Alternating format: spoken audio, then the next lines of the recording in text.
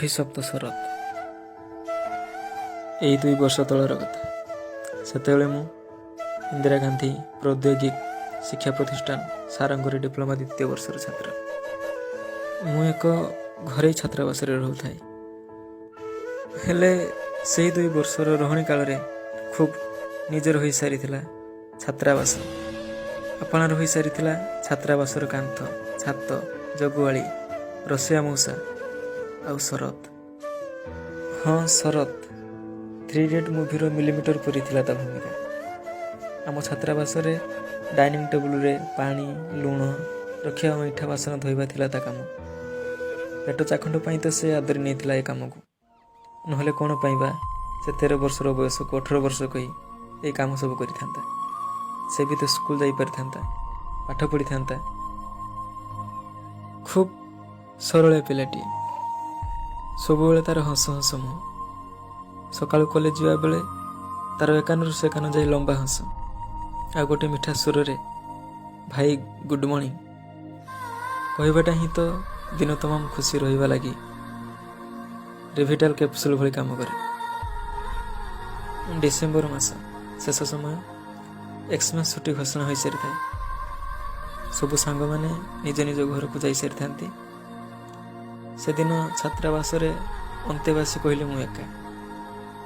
ଶୀତୁଆ ସନ୍ଧ୍ୟା।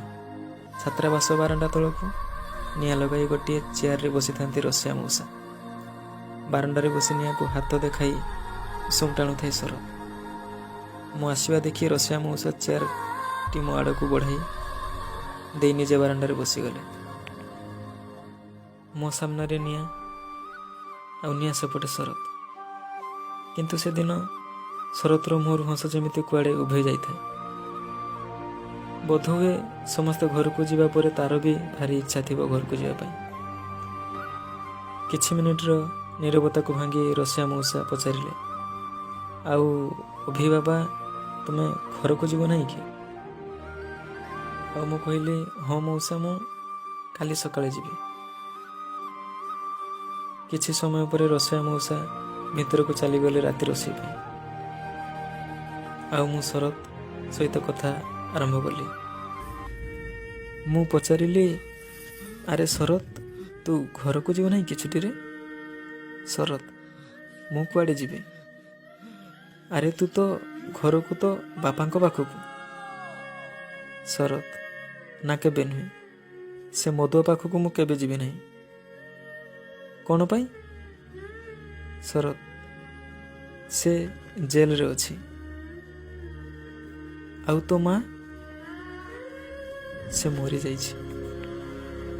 ଏଇ ମରିଯାଇଛି ଶବ୍ଦଟି ଯେମିତି ଗୋଟିଏ କଣ୍ଟାର କୋମର ମୋ ଛାତିକୁ ଲହୁଲୁହାଣ କରି ପକାଇଲା।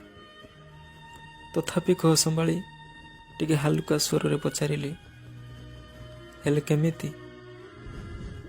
ସେତେବେଳକୁ ଶରତର ଆଖିରେ ଆଖିଏ ଲୁହ ଜକେଇ ଆସିଥାଏ। 2 ଧାର ଲୁହ 2 ଆଖିର ବନ୍ଦ ଡେଇଁ ତା ଓଠକୁ ଛୁଉଁଥାଏ।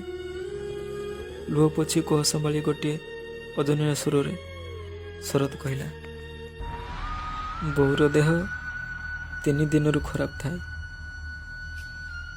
ଔଷଧ ବି ଖାଇ ନଥିଲା। ଆଗରୁ କାମକୁ ଯାଇ ଯେଉଁ ଟଙ୍କା ଆଣିଥିଲା, ସେଥିରୁ 50 ଟଙ୍କା ବାପାଙ୍କ ଠାରୁ ଲୁଚେଇ ରଖିଥିଲା BPL ଚାଉଳ ଆଣିବ ବୋଲି। ସେଇ ପଇସାରେ ନିଜ ପାଇଁ ଔଷଧ ନ ଆଣି କୁଟୁମ୍ବ ପେଟରେ ଦାନା ଗଣ୍ଡାଏ ଦେବାଟା ବୋଧହୁଏ ଥିଲା ତା ପାଇଁ ପ୍ରାଥମିକତା। ରୋଗିଣା ଦେହରେ କନ୍ଥା ଖଣ୍ଡେ ଗୁଡ଼େଇ ସେଦିନ 3 ମାଇଲ ଦୂର ପ୍ରଧାନ ଡିଲର ପାଖରୁ 25 କିଲୋ ଚାଉଳ କାନ୍ଧେଇ ଆଣି ଦାଣ୍ଡ ବାରଣ୍ଡାରେ ଥକା ମାରି ବସି ପଡ଼ିଥାଏ। ଏତିକି ବେଳେ ମଦ ନିଶାରେ ଟଳମଳ ହୋଇ ବାପା ପହଞ୍ଚିଲା। ବୋଉକୁ ପଇସା ମାଗିଲା ଆହୁରି ମଦ ପିଇବ ବୋଲି। ବୋଉ ମନା କରିବାରୁ ଚାଉଳ ଅଖଟାକୁ ଛଡ଼େଇ ନେଇଯିବା ପାଇଁ ଧରି ପକାଇଲା ସେ। ବଡ଼ ନେହୁରା ହେଉଥିଲା ସେଦିନ ମୋ ବୋଉ। ମୋ ପିଲା ପାଟିରୁ ଦାନା ଛଡ଼େଇ ନିଅ ନା, ତୁମ ଗୋଡ଼ ଧରୁଛି, ତୁମ ହାତ ଧରୁଛି, ମୋ ପିଲା କ'ଣ ଖାଇବ? ହେଲେ ବାପା କିଛି ଶୁଣୁନଥାଏ। ଚାଉଳ ନେଇ ଯାଉ ଯାଉ ବୋଉ ତା ଗୋଡ଼ ଧରି ପକାଇଲା। ସେ ମୁହଁ ମାଡ଼ି ତଳେ ପଡ଼ିଗଲା। ଉଠି ପଡ଼ି ବୋଉକୁ ମନ ଇଚ୍ଛା ପିଟି ଚାଲିଲା। ବୋଉ ମରିଗଲି ମରିଗଲି ବୋଲି ଚିତ୍କାର କରୁଥାଏ। ସେତିକିରେ ତାର ମନ ଶାନ୍ତ ହେଲା ନାହିଁ ଯେ ସେ ବୋଉର ନୁଖୁରା ଚୁଟିକୁ ଧରି ଅଗଣା ଭିତରକୁ ଘୋଷାଡ଼ି ଘୋଷାଡ଼ି ନେଇଗଲା। ପୁଣି ମନ ଇଚ୍ଛା ପିଟି ଚାଲିଲା। ମଦ ନିଶାରେ ବୋଉକୁ ପିଟି ତା ମରଦ ପଣିଆର ଜାହିର କରିବାଟା ତାର ନୀତିଦିନିଆ କଥା। ହେଲେ ସେଦିନ ସେ ରାକ୍ଷସ ପାଲଟି ଯାଇଥିଲା। ଦାଣ୍ଡ ଘରୁ ଶାବଳଟା ଘୋଷାଡ଼ି ଆଣି ବୋଉକୁ ପୁଣି ଦିପାହାର ଦେଲା। ସେତେବେଳକୁ ବୋଉର ଚିତ୍କାର କ୍ଷୀଣ ହୋଇସାରିଥାଏ। ମୁଁ କବାଟ କୋଣରୁ ଲୁହ ଛଳ ଛଳ ଆଖିରେ ସବୁ ଦେଖୁଥାଏ। ବାପାର ମରଦ ପଣିଆ। ଆଗରେ ସିନା ସେଦିନ ମୁଁ ଅସହାୟ ଥିଲି।